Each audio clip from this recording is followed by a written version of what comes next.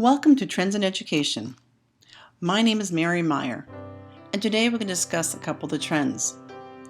Personalized education, new styles of schooling, and challenges that are facing the public schools in America in 2016.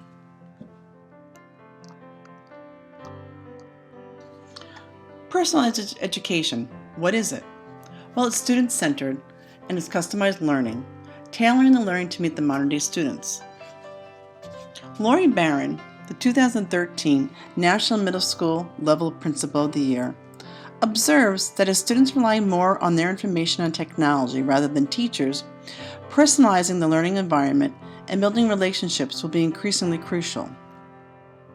In addition, the Hanover Institute states that their best practices in personalized learning in their October 2012 edition identified 5 key essentials agreed upon by educators of personalized learning.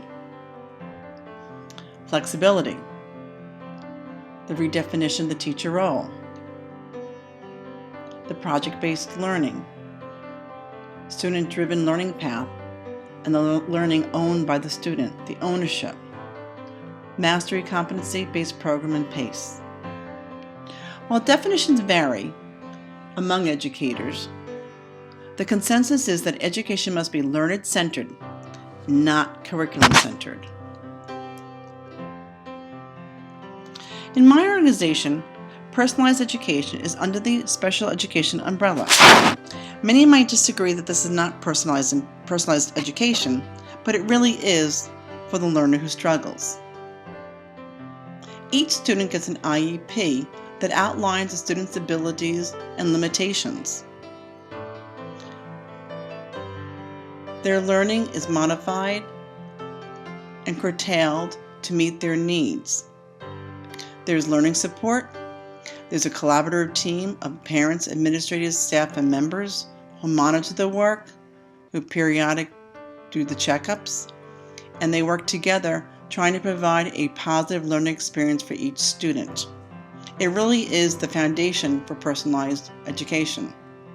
It is compliant with the Pennsylvania Department of Education as well.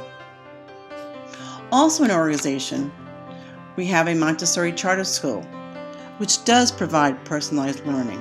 It is student-centered. It provides a great learning environment for children. It incorporates technology and makes the learning experience relevant and personal.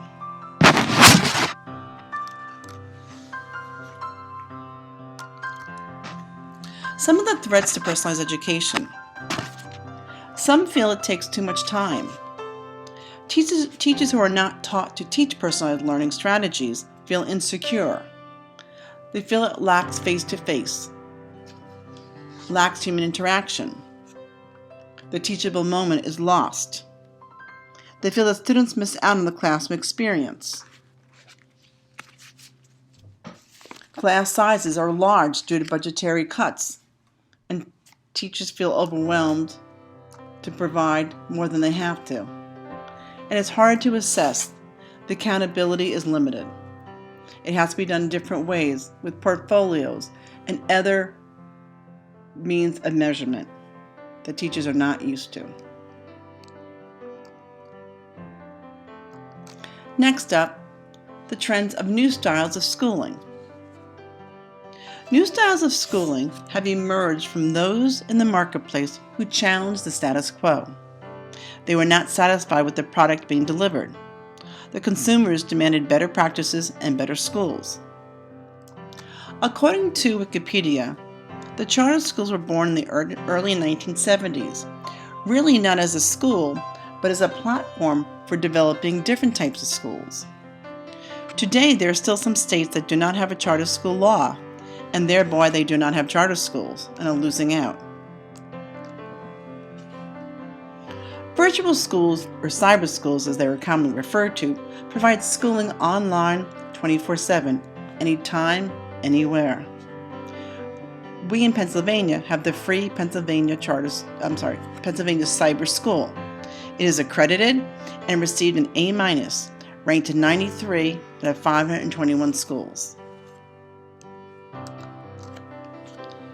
Next, we have a blended hybrid school. This is a mixture of virtual plus face-to-face. It's becoming very popular. An increasing number of educators and policymakers see the blended schools or blended classes or blended learning as one of the most promising means of educating students with a wide variety of learning styles and abilities.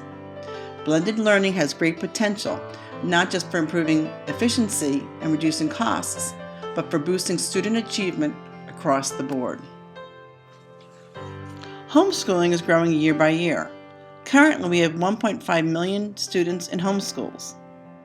As more freedoms are limited and more of the moral codes are broken, more families will find this as a viable alternative.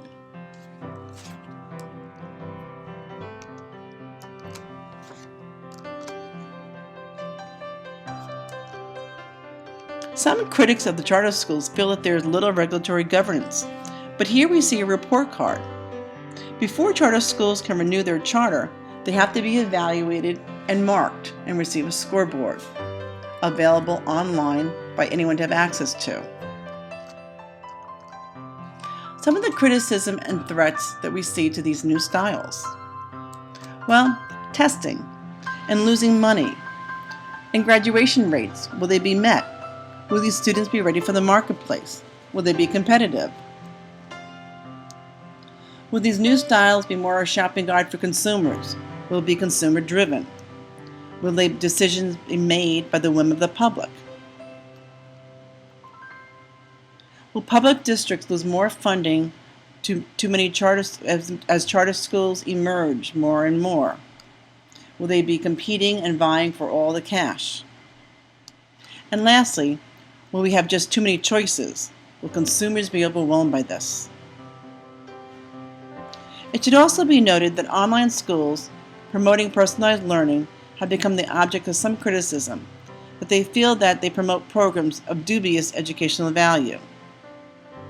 But as we see the increase in these schools and classes, there's no validation in their threats. Challenges facing the public schools. These are driven by technology and high-stakes testing. As the public protests increase, opting their children out of testing, as more money dries up and that more accountability of tax dollars increases, there'll be more desires to find alternatives to these issues. More challenges that lie ahead for the schools are an increase in classroom size, poverty factors, family factors, technology, parent involvement, student health, and funding. According to statistics, the breakdown of the traditional family, leaving many children being raised in single-family households, has increased. This is troubling for the schools because the students come to school tired, hungry, that even the most talented teachers will have their work cut out for them providing education to these children. In 2014, 21% of all children lived in the poverty. That is about 1 in every children. In 2012, the National Center on Family Homelessness analyzed the state-level data and found that nationwide, almost 1.6 million children experience homelessness in a year. Schools have become extended child care agencies, providing basic meals and support systems to struggling families, especially those in urban cities. We must find other ways and other alternatives to help these children and students and families, especially those in the urban cities. Some of our recommendations. We must explore more options for career opportunities and mentorship and ensure that students will be college ready. Transition of 11th and 12th grades into the community colleges. We can save money and remove the need for remedial courses. We can implement more hybrid courses and blended learning, which will lessen the teacher load and save money. We must increase professional development that facilitates personalized learning and trains educators to utilize and implement technology into the daily routines. We must prepare our students for the 21st century of learning. And we must provide other opportunities. A good example is this Utah high school. Ken Grover from Innovations Early College High School in Salt Lake City helps identify what we can do to provide for these children. But absent in this conversation is any change to the structure of the school. Just as I explained to you a moment ago what a high school student looks and feels and experiences every day, is a school that is no different. Depending on what data charts you look at, we haven't changed our schools for 120 years. One of the only institutions that has not transformed in any way, regardless of the types of technological changes in thinking that have occurred throughout our country. And so you say, why? Why have we not transformed? So this is the idea that led us to a different dialogue. We thought, if we're going to transform our school and create something unique and new, the first thing we should do is ask our students. And to wit, we did. We sent out a survey, and it was a very simple survey. 3 questions. 1 was, what do you like about school? 2, what don't you like about high school? And 3, if you could create a school of your own, what would it look like? Now I know some of you are thinking, I know what the responses were, and you're right. Some of the students did say they wanted a 6-hour lunch period and they wanted pizza all day long. But the majority of students were quite sincere in their answers.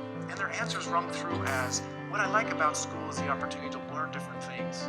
And what I like about school is the relationship I build with my teachers and the friends that I have. But what they didn't like about school was the very same thing they said they liked. They didn't have time to learn as much about the things they liked. They didn't have the time to build the relationships with their teachers that they preferred. And more importantly, it wasn't set up to meet their needs. Out of that survey, we garnered 4 important things that are very important. Students want to control their time, their path, their pace, and their place of learning. So with that in mind, we started to construct, if you will, in our minds, a school that could meet those needs. To give students control of their time, we had to remove the idea of class periods, class bells. Had to remove that. We had to have the school open much longer than that 7:30 to 2:30. And so we created a school that does that. To have control of their path, they needed to be able to work as long as they needed to in certain areas because that's what was exciting them that day. That's where they were feeling success. With the time spread out throughout the rest of those days and weeks and months to get the rest of the information they needed. They also want to control their pace. Their pace meaning if they were behind in a certain area, in a certain subject, they had the ability to work as long as they needed to. But the reverse was also needed to be true. If a student didn't need that time in that class because they had already had that information in a prior class or in a prior school, then why make them sit for 90 minutes or longer to understand information they already knew? So allowing them the pace forward, and then the place that they're learning. They could learn at the school, they could learn in the different environments in the school, in different teachers' classrooms as they chose, to learn perhaps outside of school as well as within the school walls. All of these things we gave credence to, and we honored them, because in our school and our thought process, we put the student at the center of every decision we have made. He's provided flexibility, personalized education, customized schedules, working at their own pace, and personal study.